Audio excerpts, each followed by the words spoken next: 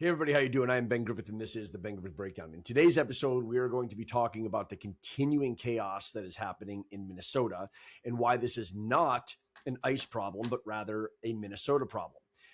ICE enforcement is happening all over the country. This is not something that is unique to Minnesota, but yet we're not seeing the level of chaos anywhere else. And people will say, well, that's not true. There's protests in Portland and Seattle and New York, and that is true, but it doesn't even come close to the ridiculousness that we're seeing in places like Minneapolis.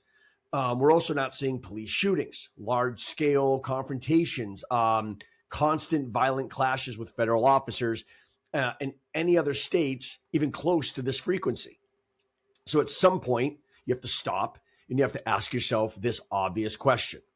Why is this happening in Minnesota and not in places like Texas or Florida or even California, where they are arresting people at rates of up to 10 or 12 times the amount of people? And the answer comes down to two very, very clear things: cooperation with local law enforcement and state and local leadership. That's it. If you fix those two things, this whole problem largely goes away. And if you don't believe me, let's look at the numbers and the facts surrounding this in Minnesota as well as nationwide, because as per usual, the numbers don't lie. In 2025, ICE arrested about 2,000 people in Minnesota. In that same time frame, in Texas, they arrested about 25,000 people. In Florida, they arrested about 23,000. And even in California, they arrested upwards of 20,000 people. So you have states arresting and deporting people by factors of 10 and 12 compared to Minnesota. So here's the key question. If ICE officers are truly jackbooted thugs and they're the Gestapo and they're Nazis and they are out of control federal officers, then wouldn't we expect 10 to 12 times more chaos in those states? And more officers should, if that logic plays out, equal more violence, right? But that's not what we're seeing. It's not even close. So you have to ask yourself why. And the answer goes right back to the two things we said: local cooperation with ICE and the local leadership. So let's start with the cooperation piece. In states like Texas and Florida, where they have full cooperation with local law enforcement in the jails, here's how that works. Local police arrest somebody who is here illegally. They contact ICE. ICE shows up to the jail. There is an administrative transfer from local custody to federal custody. It's quiet, it's orderly, it's peaceful. There's no street arrests, there's no crowd interference, there's no chaos. And also in Texas and Florida, about 65% of the arrests that they make are done in the jails. Whereas Minnesota, about 70% of the arrests that happen are being done in the street. So you have an inverse relationship there, and that matters. Because when you force federal agents to arrest people in public, in neighborhoods, in apartment complexes, and in private homes, you dramatically increase the likelihood of chaos, confrontation, and unrest. The more doors you kick, the more people you have to physically arrest in public, the more volatile that situation becomes. If Minnesota officials did what Texas and Florida do and allowed peaceful jail transfers, most of this would not be happening, right? And that cooperation has a couple different layers to it, right? So also in states that cooperate, ICE can go to local law enforcement and say, hey, we're looking for this specific person. What do you know? And that local law enforcement responds with, here's his last known address.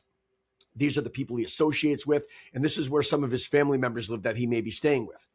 This means that ICE can often go out to one location and make an arrest and be done. In Minnesota, officials refuse to do that and share that information. So now agents have to go to 4 or 5 different locations to track this person down across multiple neighborhoods. And every additional stop that they have to make increases tension. Every additional door they kick increases unrest. So imagine for a minute that ICE says to local law enforcement, hey, we're looking for this child rapist. Can you guys help us out and tell us where he might be? In Minnesota, they respond with, no, we're not helping you.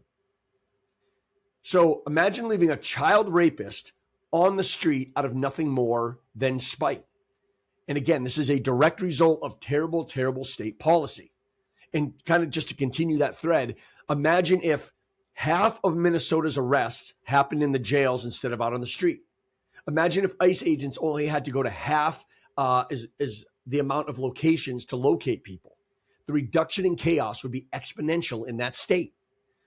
So lack of cooperation is probably the single biggest contributor that we're seeing.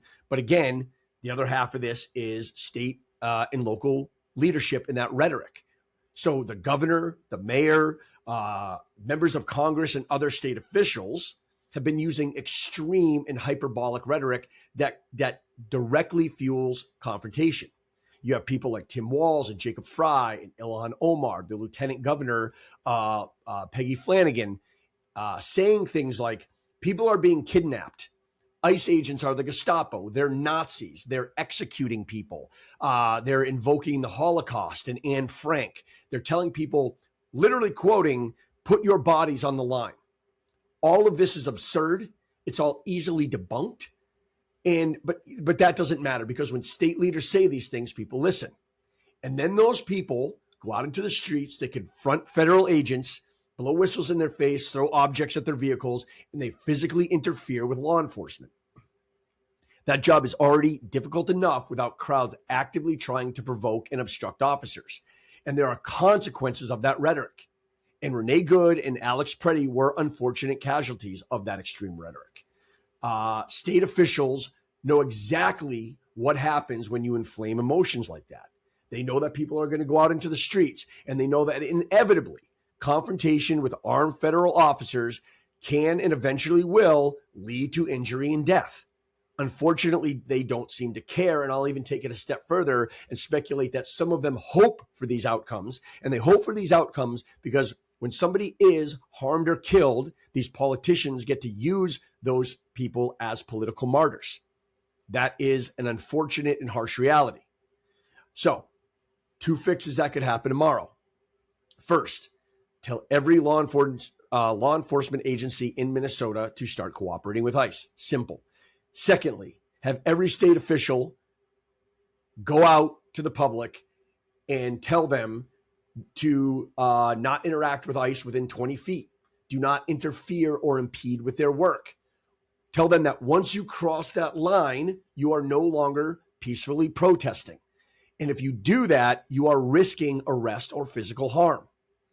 If Minnesota did those 2 things tomorrow, this chaos would start to subside within a week, and ICE would finish its mission faster and leave their state sooner. But the leadership in that state is not just tolerating that chaos, they are politically dependent upon it.